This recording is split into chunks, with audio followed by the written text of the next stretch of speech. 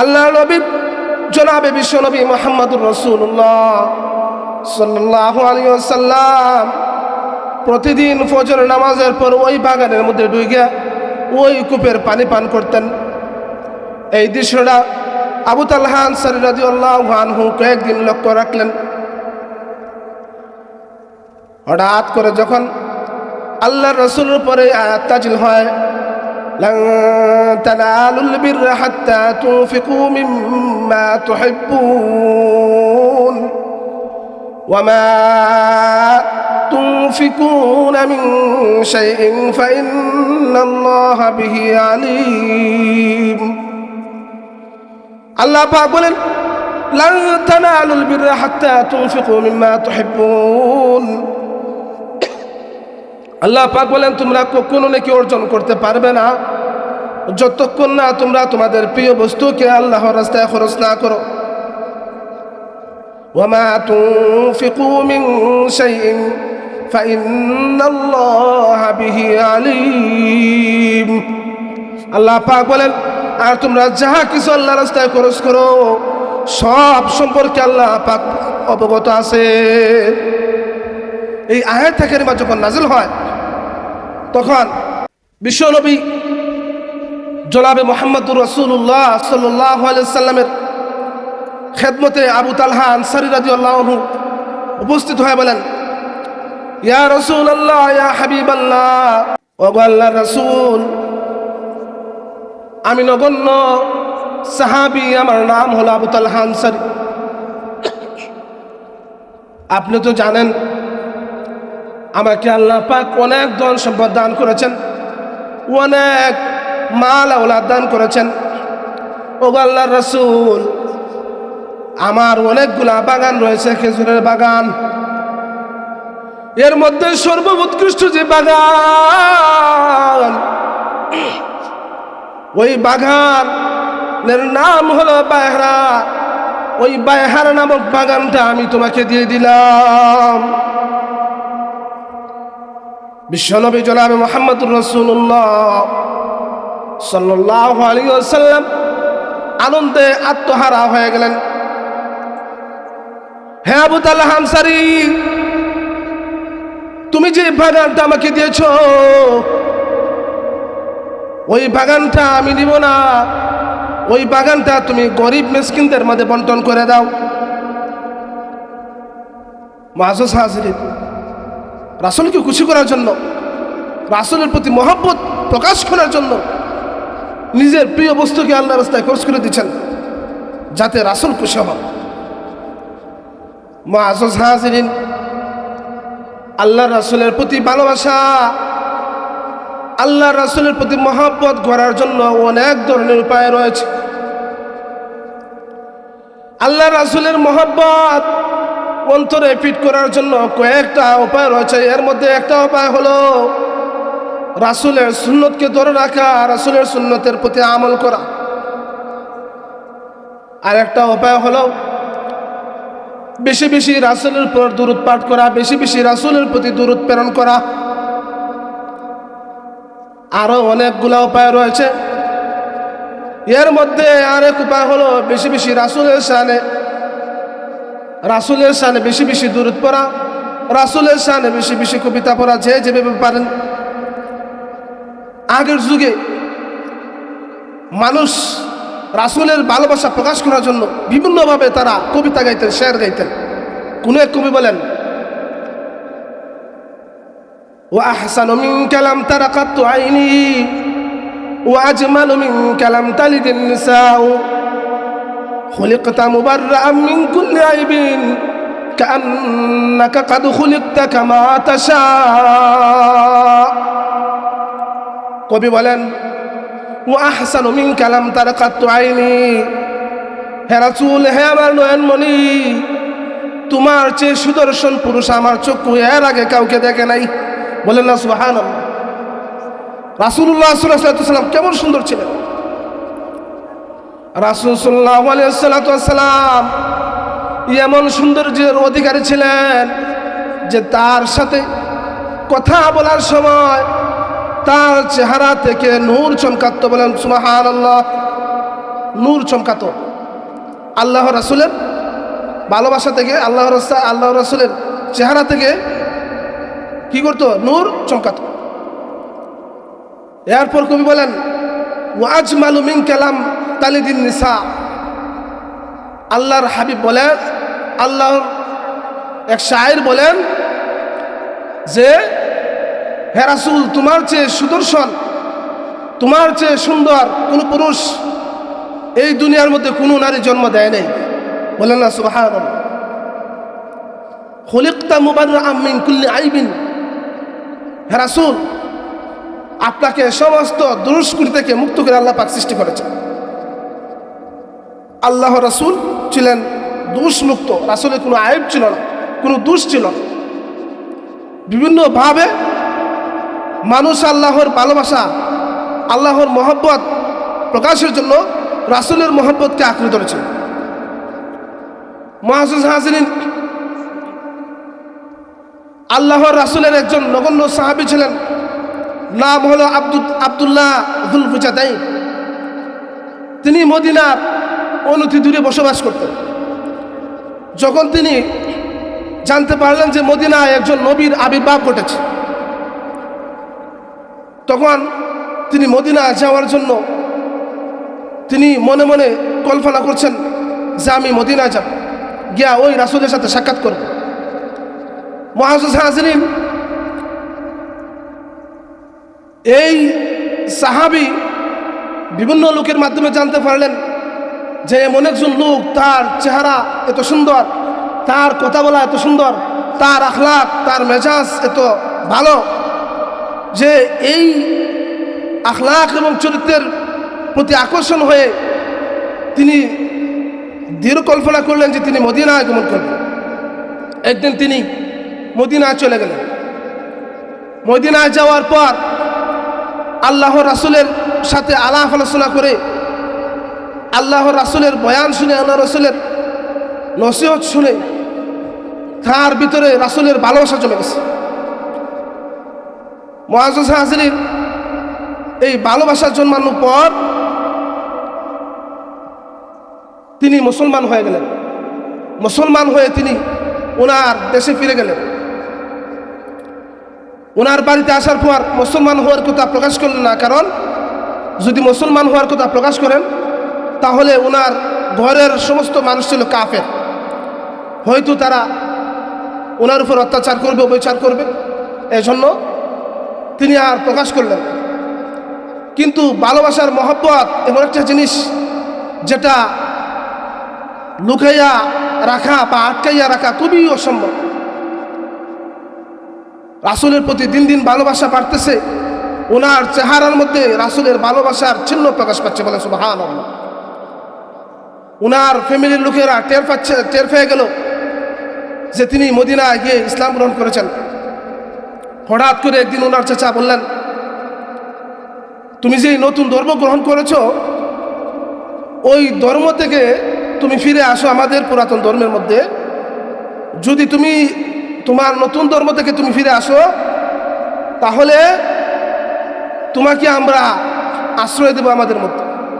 আর যদি মুহাম্মদের নতুন ধর্মের মধ্যে যদি তুমি চলে যাও বা তার ধর্মকে তুমি গ্রহণ করো, তাহলে তুমি আমাদের বাড়ি থেকে বের হয়ে যাও।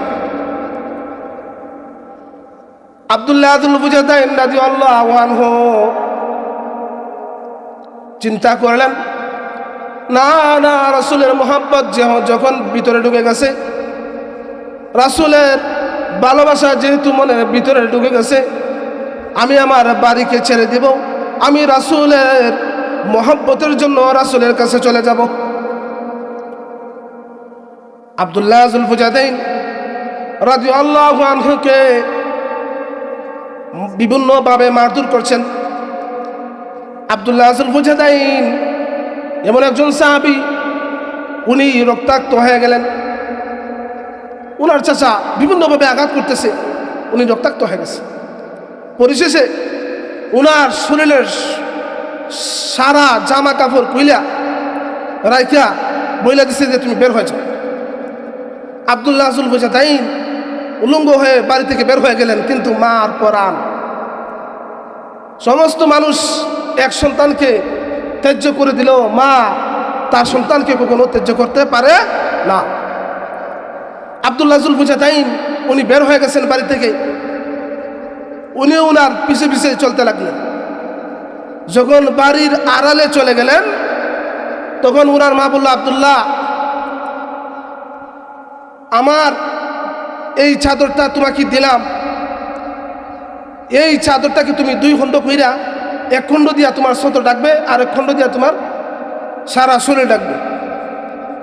আব্দুল্লাহ এই চাদরটাকে 2 টুকরা কইরা 1 খণ্ড চাদর দিয়া ওনার লজ্জাস্থান ডাকলেন, আর 1 খণ্ড চাদর দিয়া ওনার সারা শরীর ডাকলেন। বলে সুবহানাল্লাহ। রওনা হয়ে গেলেন মদিনার দিকে। সারা রাত সফর করে মদিনায় সকালে রাসূল সাল্লাল্লাহু আলাইহি ওয়াসাল্লামের সামনে উপস্থিত হয়ে গেলেন। লাব্বাইক ইয়া রাসূলুল্লাহ, লাব্বাইক ইয়া হাবিবাল্লাহ, ও আল্লাহর রাসূল, তোমার ভালোবাসা গ্রহণ করার জন্য, তোমার মহব্বতকে গ্রহণ করার জন্য আমি বাড়ি থেকে আমি আব্দুল্লাহ শুধু উলঙ্গ হয়ে বের হয়ে গেছি। আপনার মহব্বতের জন্য আমি আমার ফ্যামিলি, মা বাবা, আত্মীয় স্বজনকে ছেড়ে ছেড়ে চলে এসেছি। ওগো আল্লাহর রাসূল, আমি আপনার চরণ তলে কিছু সময়ের জন্য ঠাঁই চাই। বলেন না সুবহানাল্লাহ। আল্লাহর রাসূল মুস্কি হাসি দিলেন আর বললেন, আব্দুল্লাহ, আয় আয় আমার বুকে আয়। আব্দুল্লাহকে এইভাবে জড়ায় ধরলেন। সমস্ত সাহাবায়ে কেরাম আশ্চর্য হয়ে গেলেন, আয় হায়, এই লোকটা কোথায় থেকে এসেছে? আবার রাসূল তাকে আঁকড়ে ধরলেন। আল্লাহ রাসূল বলেন, সাহাবায়ে কেরাম রে, এ কোনো সাধারণ লোক নয়। এই লোকটা এমন একটা লোক যে এই দিন ইসলামকে গ্রহণ করার জন্য, আমি রাসূলের মহব্বতকে ধরে রাখার জন্য তার সব কিছু ত্যাগ করে আমার কাছে চলে এসেছে। অতএব তাকে আহলে সুফাবাসীদের অন্তর্ভুক্ত করে দাও। মুআজ্জাজ হাজিরিন, এই ছিল সাহাবায়ে কেরামের প্রতি রাসূলের ভালোবাসা। ওই আব্দুল্লাহ জুলফুজাতাইন রাদিয়াল্লাহু আনহু মসজিদে নববীর দরওয়াজার সামনে বসে আল্লাহ আল্লাহ বলে জিকির করতেন। কিভাবে জিকির করতেন? এত পরিমাণে জিকির করতেন যে ওনার হুঁশ হারিয়ে ফেলতেন। খলিফাতুল মুসলিমিন হযরত ওমর ফারুক রাদিয়াল্লাহু আনহু কয়েকবার মানা করলেন যে তুমি যেই ভাবে জিকির করো, ওই ভাবে জিকির করার তো কোনো নিয়ম নাই। আল্লাহ রাসূল বললেন, ওমর তুমি থামো, সে যা করতেছে মন থেকে করতেছে। মুআজ্জাজ হাজিরিন, একবার বিশ্বনবী জনাবে মুহাম্মদুর রাসূলুল্লাহ সাল্লাল্লাহু আলাইহি সাল্লাম এবং সাথে হযরত আবু বকর সিদ্দিক রাদিয়াল্লাহু আনহু এবং হযরত ওমর রাদিয়াল্লাহু আনহু সাথে আব্দুল্লাহকে নিয়ে রাসূল জিহাদের ময়দানের জন্য বের হয়ে গেলেন। প্রতিমধ্যে আব্দুল্লাহর গায়ে জ্বর এসে গেল। আব্দুল্লাহ অসুস্থ হয়ে গেলেন। মুআজ্জাজ হাজিরিন, আব্দুল্লাহকে তার বাসায় ফিরে দেওয়া হলো। আর আল্লাহ রাসূল যুদ্ধের ময়দানে চলে গেলেন। আব্দুল্লাহর শরীরের মধ্যে প্রচুর জ্বর। যখন তিনি খুব বেশি জ্বরে আক্রান্ত হয়ে পড়লেন, তখন রাসূল সাল্লাল্লাহু আলাইহি ওয়াসাল্লামকে সংবাদ দেওয়া হলো যে আব্দুল্লাহর অবস্থা খুবই খারাপ। মুআজ্জাজ হাজিরিন, আল্লাহর রাসূল এই আব্দুল্লাহর খুব অসুস্থর কথা শুনে তিনি ফিরে আসলেন। আয়েশা দেখেন যে আব্দুল্লাহর অবস্থা খুবই খারাপ।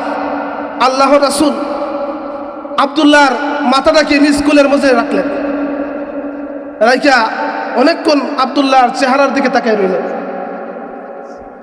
মুআজ্জাজ হাজিরিন, আল্লাহর রাসূলের চেহারার দিকে মুখ করা অবস্থায় আব্দুল্লাহ ইহকাল ত্যাগ করেন।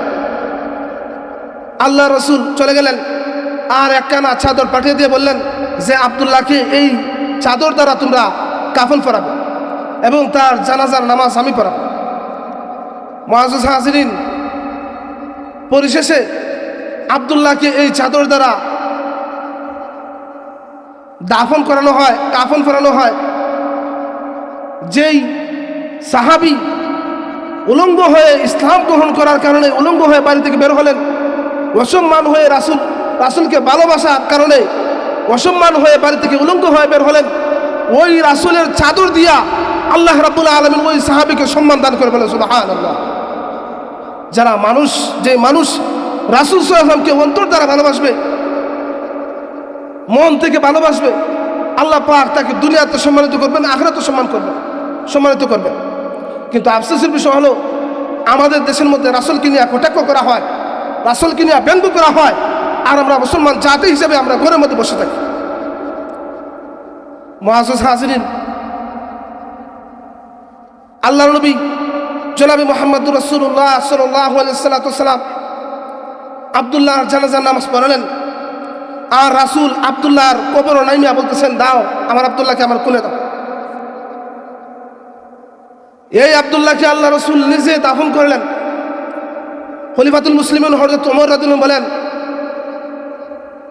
ওই আব্দুল্লাহর জায়গায় যদি আমি ওমর হতাম তাহলে আমার জীবনটা ধন্য হয়ে যেত। এই ছিল রাসূলের প্রতি মহব্বত, রাসূলের প্রতি ভালোবাসা।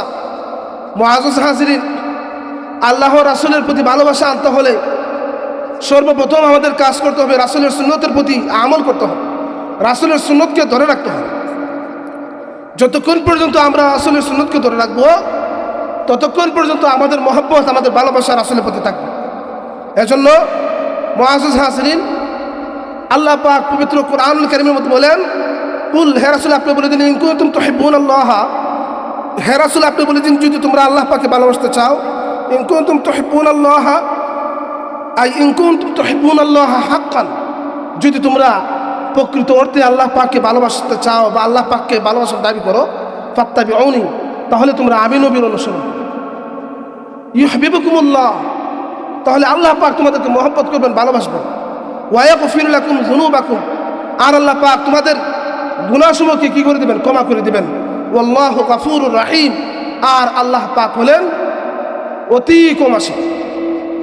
তো মুআজ্জাজ হাজিরিন, যেই সমস্ত কথাবার্তা হয়েছে এই প্রত্যেকটা কথা যেন আল্লাহ পাক আমাদের আমলের মধ্যে ফিট করা তৌফিক দান করেন। সকলে বলি আমিন। এবং রাসূলের সুন্নত মোতাবেক যেন আল্লাহ পাক আমাদেরকে জীবন গড়া তৌফিক দান করেন। সকলে বলি আমিন। ওয়া আখিরু দাওয়ানা আলহামদুলিল্লাহি রাব্বিল আলামিন।